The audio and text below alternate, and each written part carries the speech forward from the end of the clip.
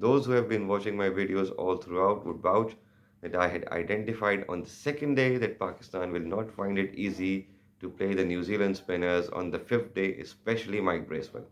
And this is exactly what happened. The New Zealand team almost got through the Pakistani batting lineup, but the bad light eventually won, Pakistan being 14 runs short and New Zealand just a solitary wicket away. When the day started, at none for two, Shan Masood joined Imam ul Haq, and both of them put on a very good 35-run partnership. However, Pakistan needed more from the pair. Imam eventually got out to a reckless shot coming down the track with rough on his off stump to the leg spinner. Ball pitched on the rough and took his off stump. When you're coming down the track on the fifth day to a leg spinner with a rough on off stump, it's almost suicidal. And it means that you've got to play the ball on the full. The ball pitches, it's going to spin and it's going to be difficult to manage. As it turned out, Imam did not get to the pitch of the ball and was out bowled, castled.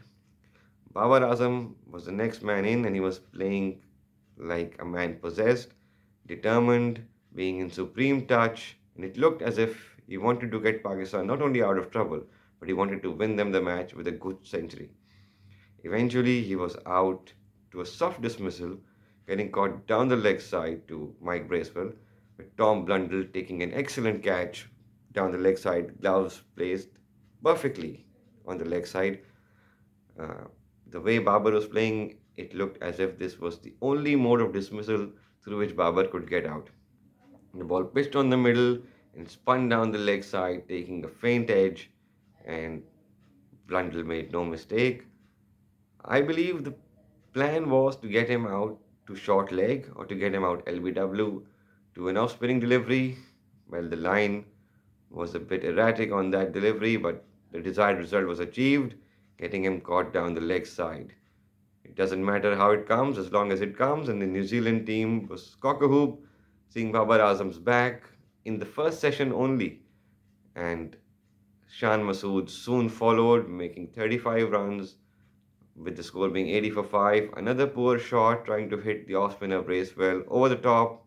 He only managed to sky it up for mid off to take a very simple catch, pouched with safety. Shan Masood has been trying to dominate the New Zealand bowlers throughout this series, and he has failed regularly. He has to mix up his aggression with some stroke play and defense. When I say stroke play, I mean proper cricketing shots and just not go in T20 mode all the time. Eventually, Shan Masood was out at 80 for 5, and this is when Saud Shakil joined into the crease with Sarfaraz Ahmed. And it was like David and Goliath playing together for one cause. Sarfaraz playing his natural game at one end, driving the ball, cutting the ball, sweeping, playing those deft touches through point and third man, eventually breaking the jinx, getting to three figures, and his celebration showed how much it meant to him. His family was all emotional on the gallery, he was all emotional, and the fans were equally into it, cheering him on, and it was very nice to see Sarfaraz playing that perfectly, making a chanceless century.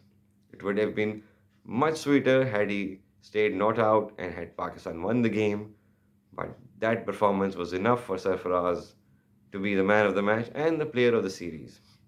We'll come to that a little bit later, but for now, let's talk about South Shakil, who made a good 32 runs, played with a strike rate of 22, and it seemed that the innings was paced aptly because Pakistan has lost 5 wickets. So South had to make sure that he stayed there, and he tried his best to block all avenues of him getting out, trying to play with a straight bat, trying to take singles whenever available, and punishing the bad ball in between as it was solid defense. Eventually, the partnership added 123 runs when South Shakil was out playing a nothing shot. Uh, Pakistan was on the charge, and it was evident that the pair is now going to try and accelerate to try and get to the winning score, the target. However, to a ball that was spinning away from him, South would have been better off cutting the ball to the boundary rather than getting out at slip playing a nothing shot. Aga Salman joined in, made a very good 41 before he was out bowled to Saudi. And that was a time when the Pakistan team was trying to take the charge to the New Zealand bowlers in order to win. I think Aga Salman made a big mistake trying to go across the line. He would have been better off going straight down the ground or hitting it to extra cover. Pakistan were 7 down when Aga Salman got out, and that is when Hassan Ali came to the wicket. It was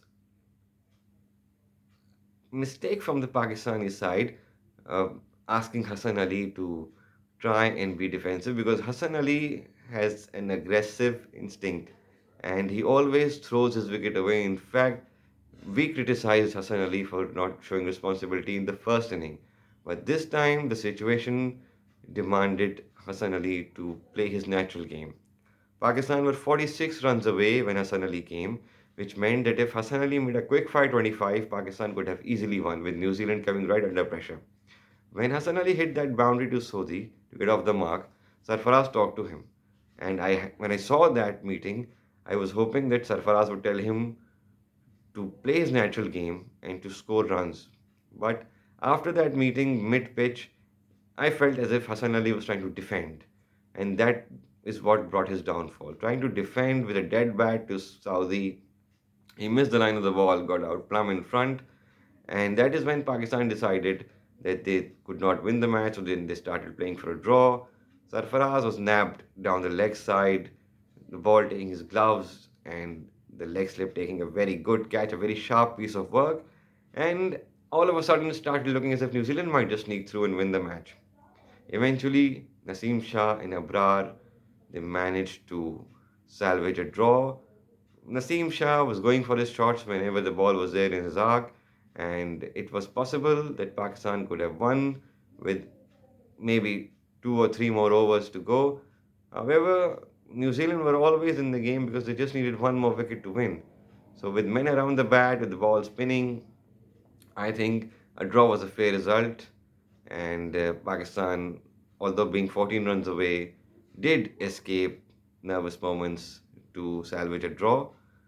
The wicket, although was spinning, but it was manageable because there wasn't variable bounce. So the Pakistani team overall managed the second innings much better and managed to save the test match. What happened throughout the series? Did we play well? Uh, should we be satisfied? That is a different story. But at least we did not lose this test series at home. Although it is a very sad stat that this season Pakistan did not win even one test match at home. Something which should be discussed by the think tank and it should be addressed so that this history is not repeated in a long time. Hope that in the one day internationals we perform much better and come out victorious.